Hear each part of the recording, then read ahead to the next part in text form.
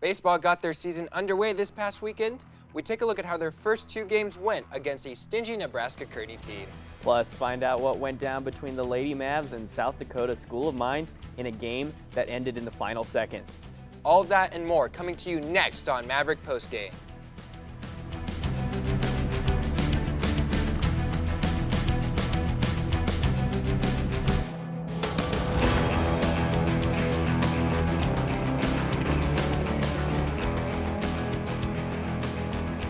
Welcome to Maverick Postgame. I hope you all enjoyed your Valentine's Day, whether you went out on a date or enjoyed a pizza in bed watching a sports documentary.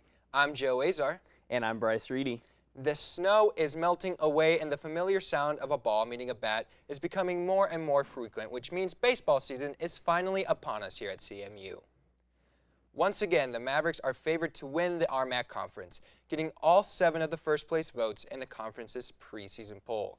We have a lot of returning starters, including senior Matt Allen, who's fresh off a 7-win, 1-loss season, and who was picked as the preseason pitcher of the year in the RMAC.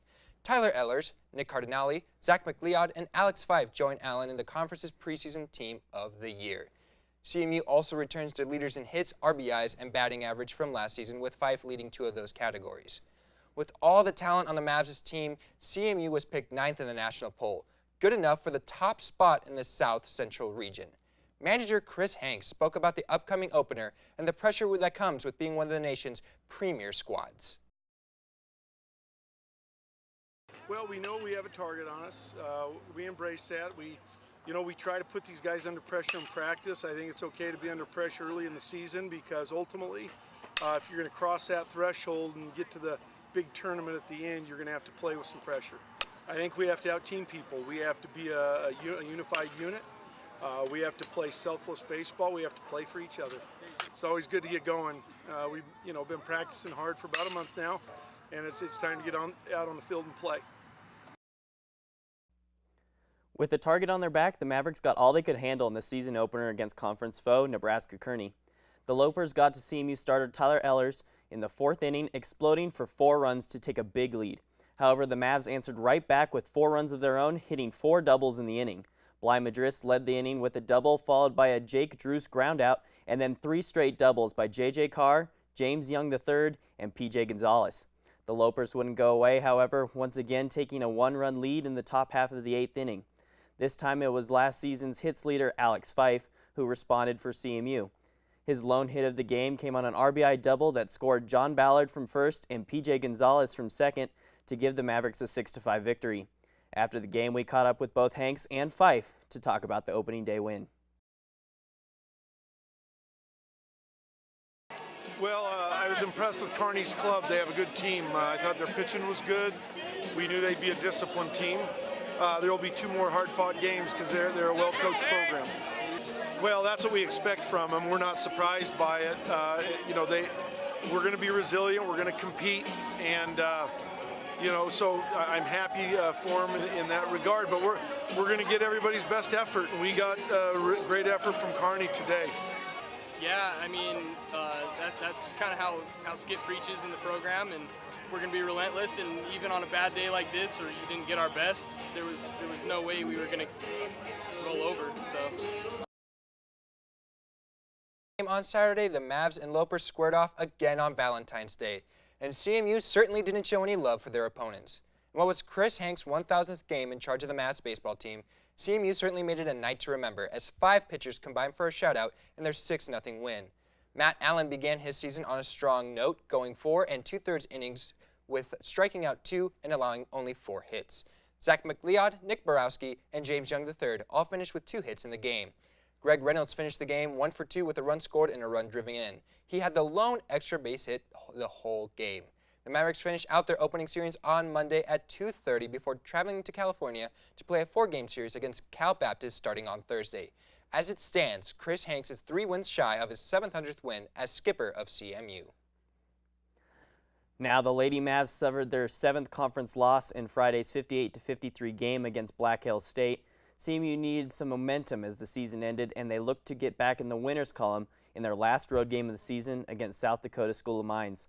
In what was a close game, the Lady Mavs trailed 19-21 entering the 3rd quarter In that quarter, CMU held the Hard Rockers to 13 points. In the fourth, CMU went on a 6-0 run before getting their first lead of the half with less than a minute left in the game. Jalen Duran hit a 3 to make the score 51-50 before the Hard Rockers' Megan Rower got fouled and made both free throws to take a 52-50 lead. With 5 seconds left, CMU's Nicole Archmeadow missed a three-pointer, but the Lady Mavs got the rebound and dished the ball out to Duran, who made yet another three-pointer as time expired to win the game. Erica Musante led CMU with 10 points and 7 boards. The Lady Mavs are home for the last 3 games of the season, hosting Chateauroux State and Regis on Friday and Saturday. The men's basketball team also lost to Black Hills State in their opening game of the weekend, falling 88-77. The Yellow Jackets led 44-28 to start the half, and they would never look back. Like the Lady Mavs, the men were also desperate for a win in their last road game of the season against the Hard Rockers, and they also delivered, just not in as exciting a fashion.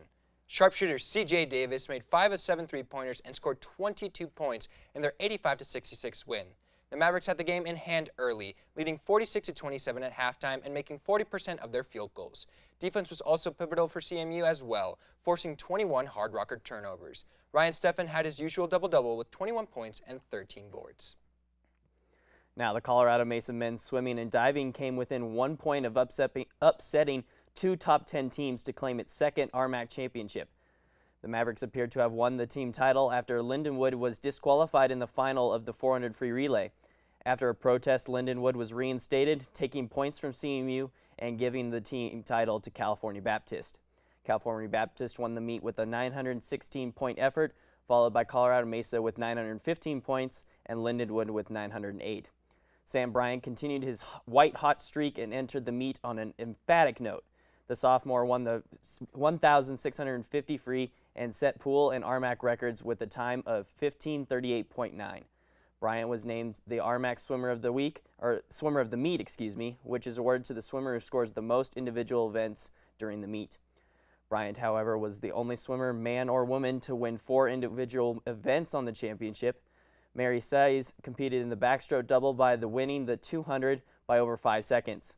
The junior set a new pool school and RMAC record with a time of 1:58.01.